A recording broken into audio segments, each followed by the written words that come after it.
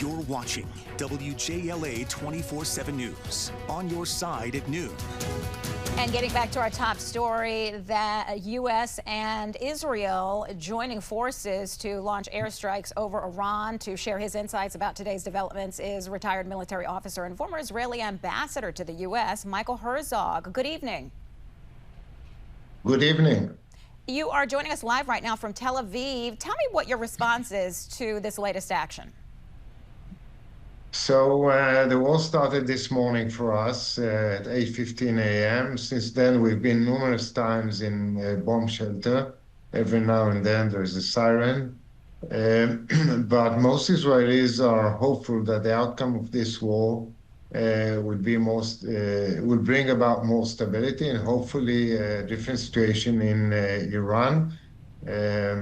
Iran has been the number one enemy of the state of Israel, and people are very hopeful that this war will bring about a real change. Obviously, this is a joint U.S.-Israel operation. It's the second time in less than a year that we partner in taking offensive action against the murderous Iranian regime.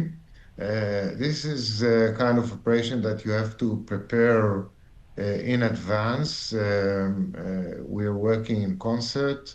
I assume there's a division of labor between our militaries, who takes what. This is a vast operation, but it's against a weak Iran, as weakened as I can remember since the Ayatollahs took over. And I believe that with time, this overwhelming force will first reduce their ability to retaliate and hopefully bring about a different situation in Iran and in the region. Where are you seeing the most extensive impact in Israel as a result of Iran's retaliation? So they've been firing at our cities, and I'm in Tel Aviv, and we had numerous Iranian missile attacks on Israel, but low level, kind of not big barrages. I don't think they're capable of doing that.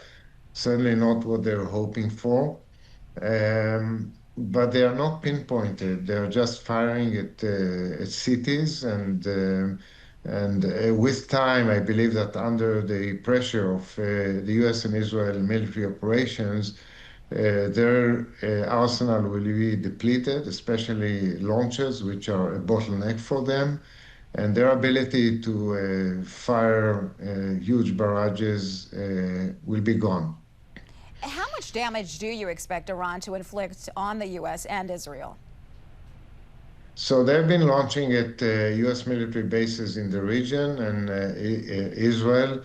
I don't see a major impact of their missiles on either Israel or the United States. And as I said, our joint forces are overwhelming against a weak Iran. I don't think there's very much that they can do. They just announced that they are closing the Straits of Hormuz.